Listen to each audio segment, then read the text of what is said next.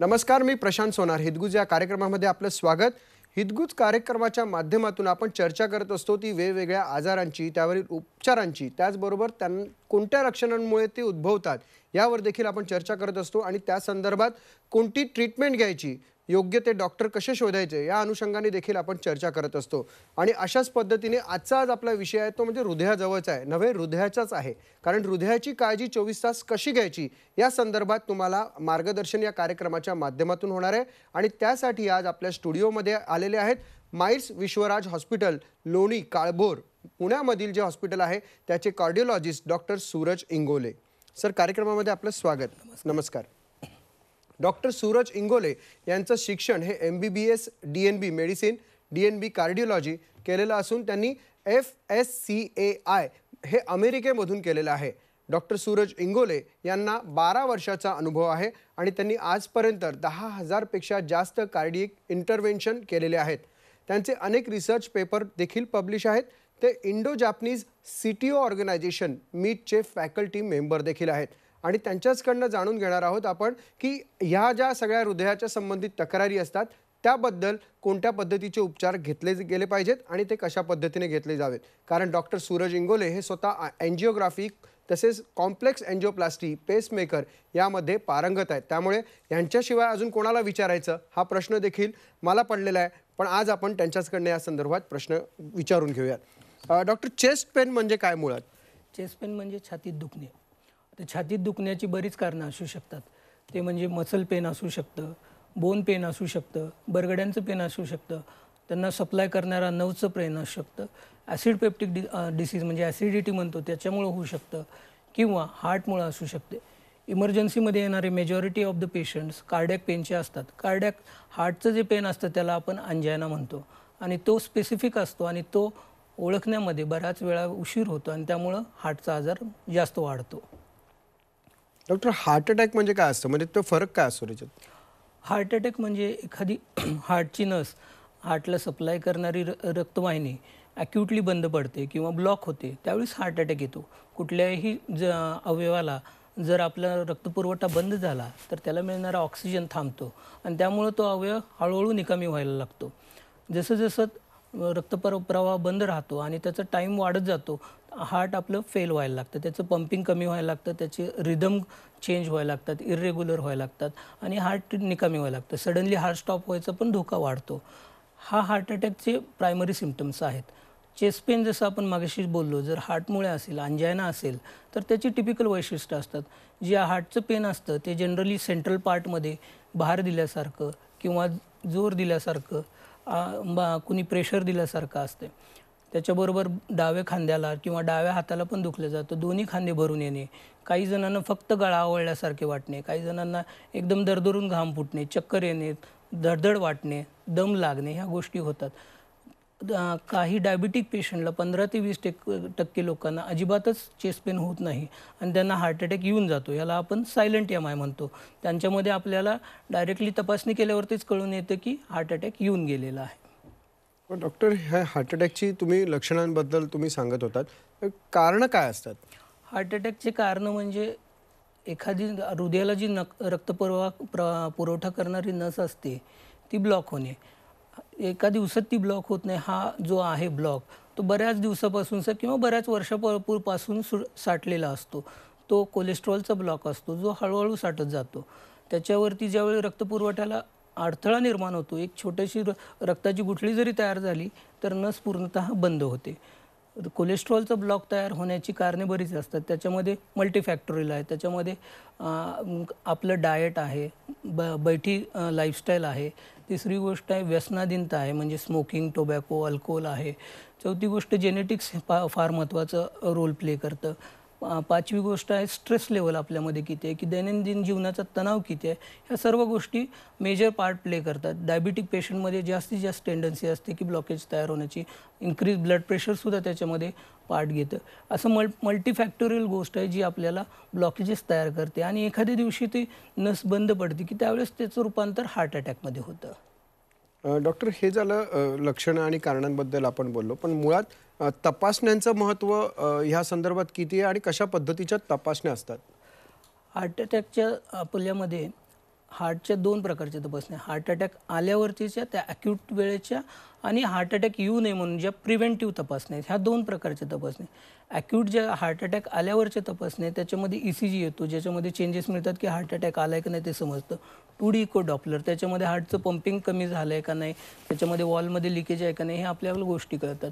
आणि त्याच्यानंतर येतात कार्डियक मार्कर्स, म्हणजे ब्लडमध्ये हार्टला डॅमेज झाल्यावरती हे वाढतात, जे ट्रोपोनिन T किंवा कार्डियक एन्झाईम्स म्हणतात, त्या गोष्टी वाढले. याच्यावरून आपल्याला समजतं की हार्ट अटॅक आलेला आहे.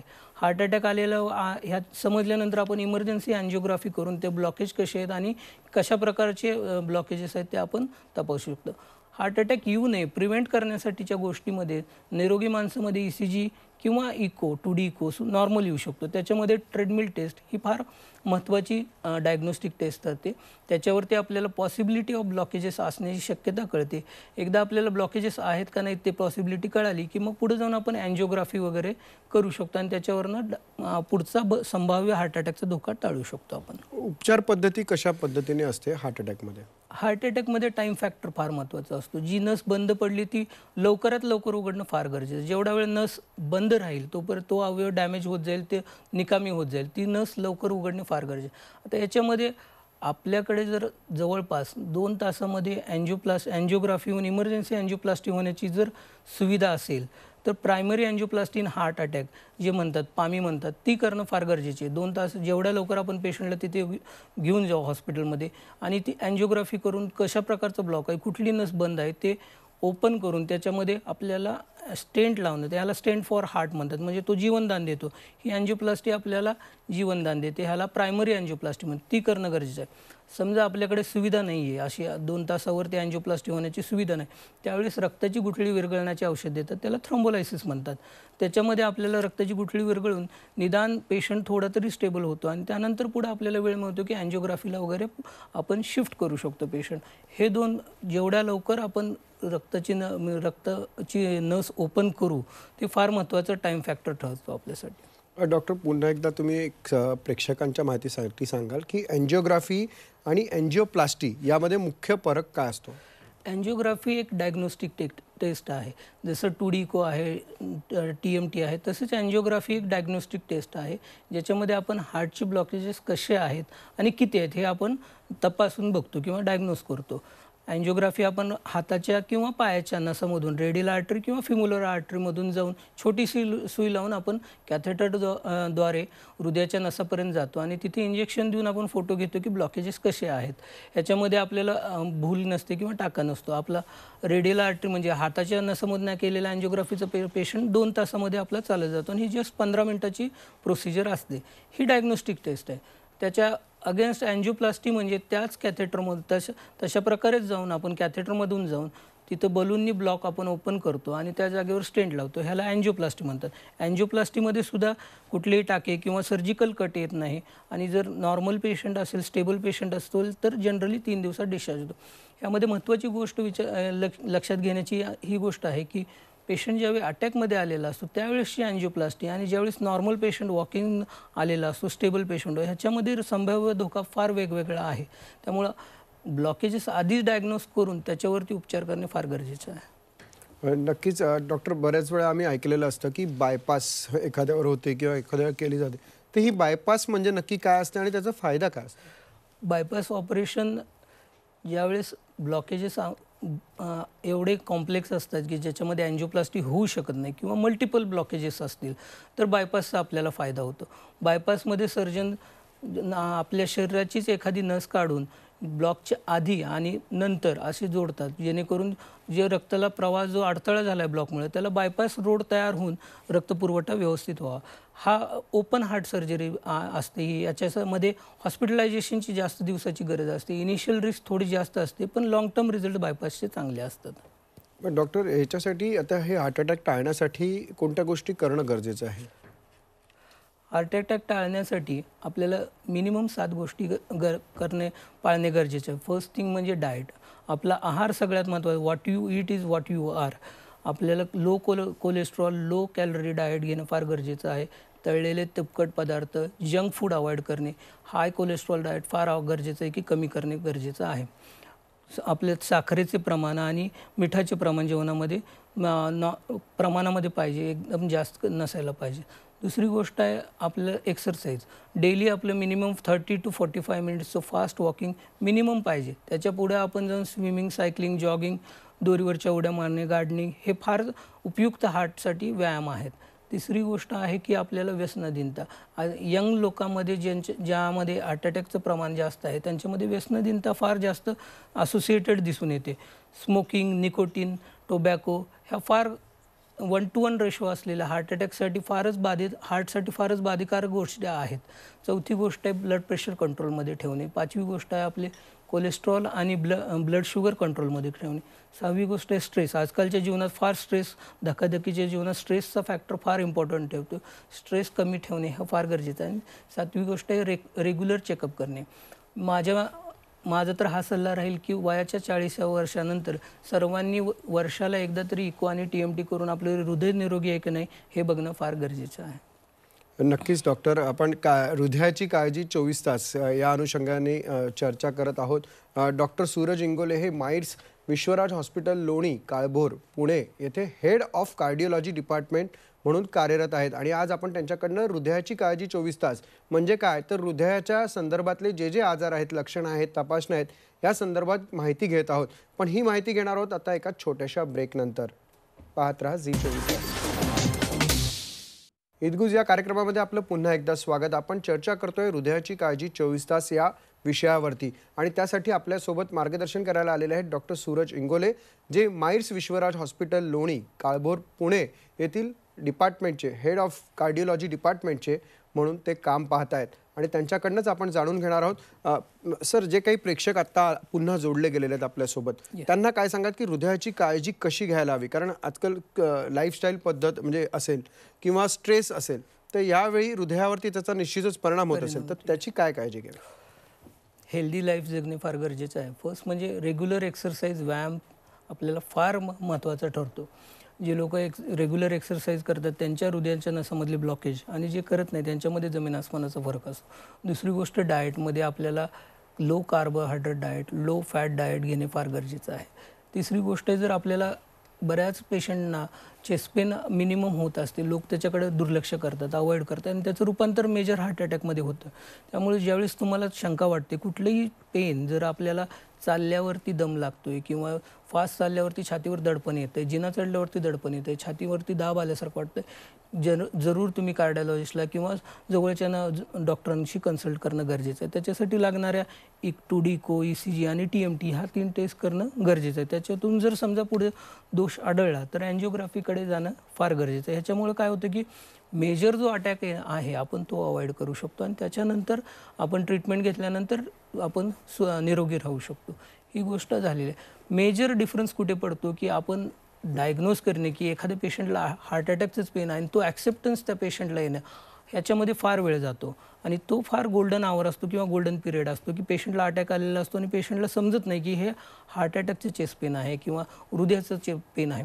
हार्ट अटॅकचे चेस्ट पेनची काही टिपिकल लक्षणं आहे जेही छातीत दुखणं, घाम येण्याबरोबर दम लागणे, त्याच्याबरोबर धडधड वाटणे, चक्कर येणे किंवा विनाकारण फार जास्त थकवा होणे आणि 20 मिनिटापेक्षा जर ते छातीत दुखणं जर राहत असेल तर तुम्ही नक्की शेजारच्या जवळच्या हॉस्पिटलकडे जाणे फार गरजेचं आहे. मिनिमम ECG तरी करणं गरजेचं आहे आणि त्याच्यानंतरची पुढची ट्रीटमेंट घेणं गरजेचं आहे.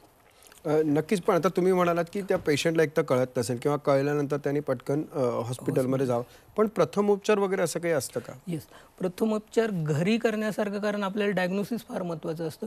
पण कुठल्याही शहरामध्ये किंवा गावामध्ये आता ECG फार इझिली अवेलेबल आहे. ECGवरनं आपल्याला हार्ट अटॅक सुरू आहे की नाही ते समजून येतं. त्याच्यानंतर आपण त्यांना रक्तपातळ व्हायच्या गोळ्या इनिशियली, ज्याला ॲस्पिरिन म्हणतो, ज्याला आपण रक्तपातळ होण्याच्या गोळ्या म्हणतो, त्यामुळे काय होतं की पुढं जो जाणारा हार्ट अटॅक आहे तो त्या जागेवरती हॉल्ट होऊ शकतो किंवा थांबू शकतो. रक्तपातळीचे इंजेक्शन देऊ शकतो आणि त्यानंतर पुढं आपण मोठ्या सेंटरला किंवा आपण पुढं त्यांना रेफर करू शकतो.